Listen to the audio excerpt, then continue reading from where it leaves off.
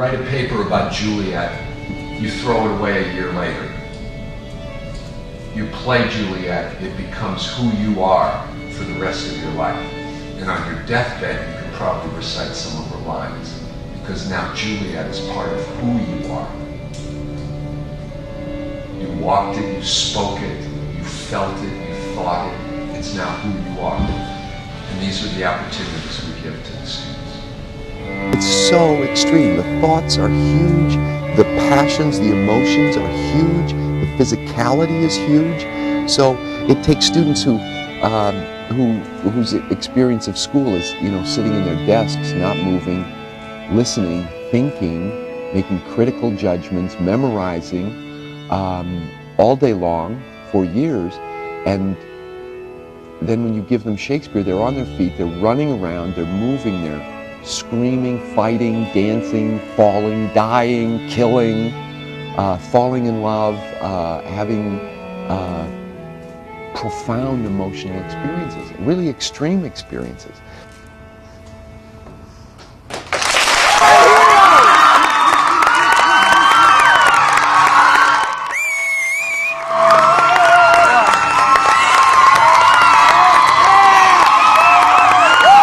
I used to be a football player, and the actors and the technicians and cast and crew and everything in Fall Festival, and just the kids from other schools are just amazing.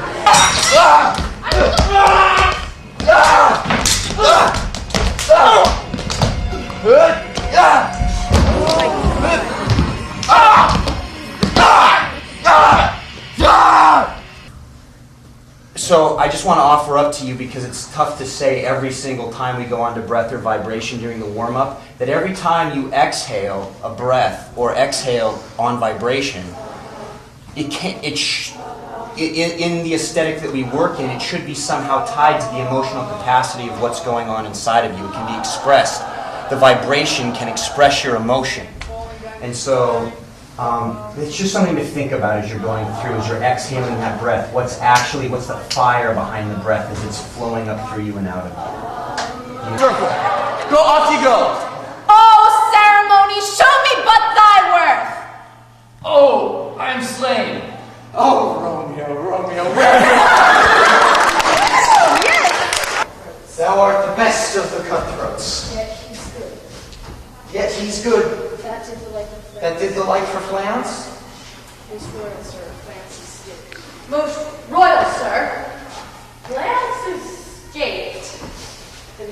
I think our job is made easier sometimes because we're working in a festival that's been going for 17 years. So there's this kind of training that people in the beginning have given to their students that is continually passed on year after year. So I think our job right now is, in that sense, is much easier, because the older students, the students that have been doing this for 3 or 4 years, they understand that, and so they're helping to pass on that even more, and it's more effective when it comes from them, anyways, than anything that we can do. 190 seconds. That's all the time you get. You have to meet 30 people, and you have to find out where they're from and what show they're doing. And if they're from Monument, you have to hug them and wish them good luck.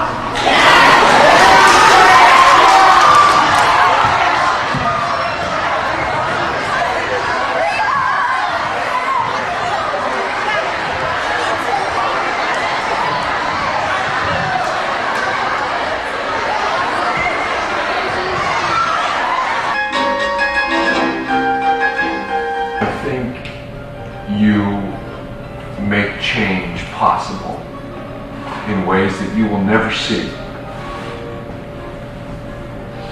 I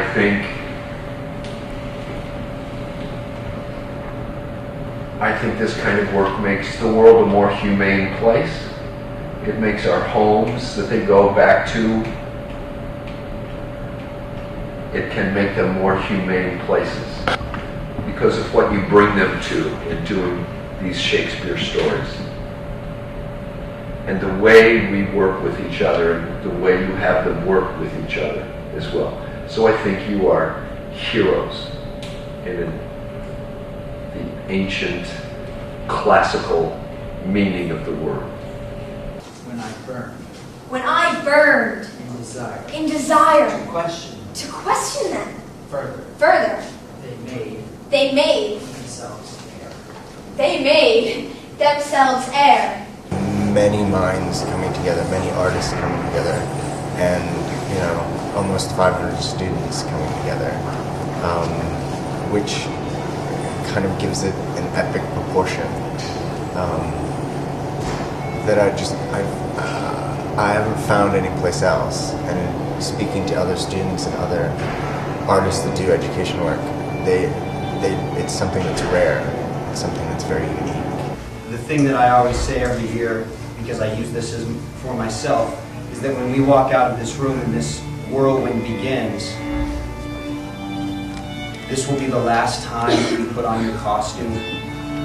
This will be the last time that you speak this text. And when the text passes, you won't say it again in this way with this group of people in this play. Don't let a moment pass you by. Don't let a moment pass